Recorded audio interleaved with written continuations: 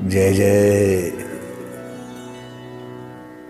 जय जय श्री कृष्ण। जय श्री कृष्ण। श्रीमद् भागवत महात्म्य। दृष्टांत के बिना सिद्धांत बुद्धि में स्थिर नहीं होता है, इसलिए दृष्टांत जरूरी है। तुंगभद्रा नदी के किनारे आत्मदेव नामक एक ब्राह्मण रहता था। घर में संपत्ति बहुत थी, किंतु संतान ना होने से दुखी था।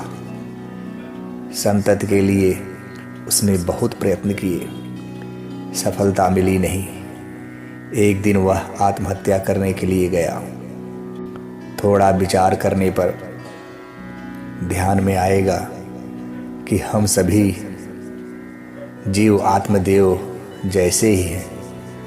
आत्मा को देव होने की इच्छा है। सभी आत्मदेव हैं। नर को नारायण के चरणों में ही शांति मिलती है। जीव को शिव होने की इच्छा है। आत्मा को देव बनने की इच्छा है। जिसका जीवन दिव्य है, जो सब में देव का दर्शन करता है, वह देव हो जाता है। तुंगभद्रा नदी के किनारे आत्मदेव रहता है। भद्र शब्द का अर्थ होता है कल्याण, और तुंग शब्द का अर्थ है अतिशय। अतिशय कल्याण करने वाली नदी मानव काया है। नर करे करनी ऐसी तो नर नारायण हो जाता है। मानव देव हो तो क्या आश्चर्य है। मानव को भगवान ने ऐसी शक्ति दी है कि मानव दूसरे को भी देव बना सकता है। आत्मदेव को देव बनने की इच्छा है। सभी जीव आत्मदेव के समान हैं। तुंगभद्रा नदी के किनारे रहते हैं। तुंगभद्रा मानव काया ही है। आत्मदेव की पत्नी का नाम बताया है धुंधली। जीव जो है वह धुंधली का पति है। महर्षि व्यास ने जो वर्णन किया है, वह सभी वर्णन अपने बुद्धि पर घटता है। धुंधली कैसी है? बुद्धि संसार का विचार करती है। संसार जिसने बनाया है उसका विचार नहीं करती। जगत का विचार करने से क्या लाभ?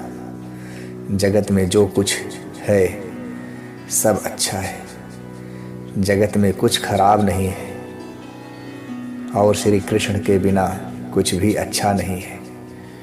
बुद्धि अपने स्वरूप का विचार नहीं करती है। मैं कौन हूँ? मैं कैसा हूँ? मैं कहाँ से हूँ? मैं कहाँ से आया हूँ? मुझे कहाँ जाना है? मानव जगत को देखता है। मानव अपने स्वरूप को देखता नहीं है। जगत कैसा है उसका विचार वह करता है। उससे क्या लाभ है? सभी की बुद्धि धुंधली जैसी है। संसार की बातें सुनने में मजा आता है। लोक वार्तार्ता जो काम सुख का चिंतन करता है वह क्रूर हो जाता है। काम सुख का चिंतन करने से हृदय कठिन हो जाता है।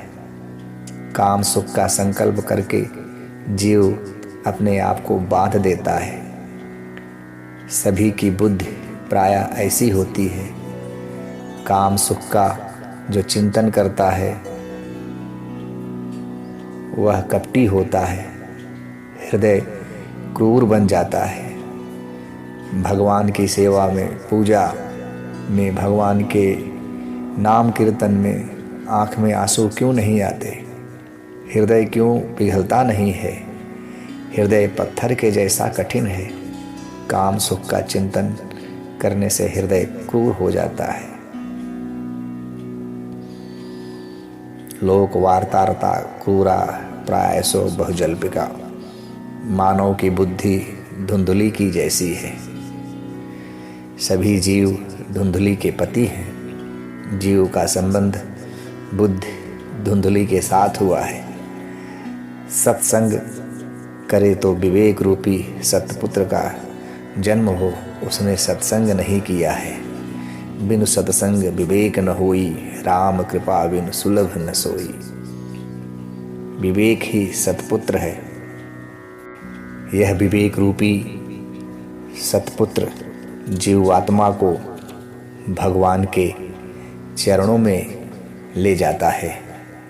पुत्र शब्द का अर्थ है पुंग नाम नरकात त्रायते सह पुत्र, जो भगवान के चरणों में ले जाता है, जो दुर्गति से बचाता है, वह विवेक ही सतपुत्र है। विवेक रूपी सतपुत्र सत्संग करने से मिलता है, संपत्ति से नहीं। आपने संपत्ति का बहुत उपयोग किया और सत्संग नहीं किया तो व्यर्थ है। जिसको विवेक नहीं, वह संसार नदी में डूबकर मर जाता है। आत्महत्या करने के लिए वह गया है, भगवान की थोड़ी कृपा हुई है। एक संत का दर्शन हुआ आत्मदेव को। संत का ऐसा नियम था कि 5 गृहस्थों के घर से मधुकरी मांगते थे। मधुकरी में जो कुछ मिले उसे गंगा जी में डुबाते, शुद्ध करते और स्वाद छोड़कर भिक्षा खाते थे। आत्मदेव वहाँ आत्महत्या करने आया। संत ने देखा यह कोई दुखी है। संत ने कहा, ए प्रसाद लो, मध्याह्न काल हुआ है, पहले प्रसाद लो, फिर तुम्हारे सुख दुख की बातें मैं सुनूंगा।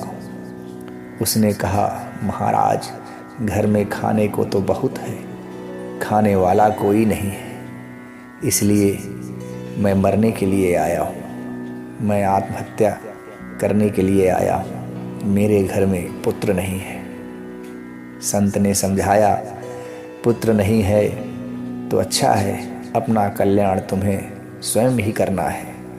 तेरा पुत्र क्या करेगा, अपना श्राद्ध स्वयं ही करना है। कलयुग के पुत्र ऐसे होते हैं कि उनको माता पिता का श्राद्ध करने की फुर्सत नहीं होती है, श्राद्ध करने की इच्छा नहीं होती है। माता पिता के उपकार को भूल जाते हैं। शरीर में जो रुधिर है वह माता ने दिया है, शरीर में जो हड्डी है और मांस है वह पिता ने दिया है। माता पिता के उपकार कभी भूलना नहीं, श्राद्ध करना चाहिए। संत ने समझाया, अरे पुत्र श्राद्ध करेगा मेरा उद्धार होगा, ऐसी आशा रखना नहीं चाहिए। अपना श्राद्ध तुम्हें स्वयं ही करना है, अपना पिंडदान तुम्हें स्वयं ही करना है। शरीर को पिंड कहते हैं। शरीर पिंड परमात्मा को अर्पित करता है। शरीर पिंड परमात्मा को अर्पित करना है। आपको पिंडदान अपने हाथ से ही करना है। बाद में पुत्र करे तो ठीक, ना करे तो अच्छा है। अपना श्राद्ध तो तुम्हें ही करना है। शरीर पिंड परमात्मा को अर्पण करना है। वैष्णव इसलिए गले में तुलसी की कंठी धारण करते हैं। ये शरीर भोग के लिए नहीं है, यह शरीर भगवान को अर्पण हो। यह शरीर भगवान को अर्पण हो गया। जिस वस्तु में आप तुलसी पत्र रखते हो वह कृष्णा अर्पण हो जाती है। तुलसी पत्र के बिना भगवान स्वीकार नहीं करते। गले में तुलसी की माला धारण करने का अर्थ यह है कि यह शरीर अब भगवान को अर्पण हुआ है। शरीर भगवान का है, शरीर भगवान के लिए, शरीर अब भोग के लिए नहीं है। बहुत से लोग गले में तुलसी की कंठी तो धारण करते हैं, इसका अर्थ नहीं समझते।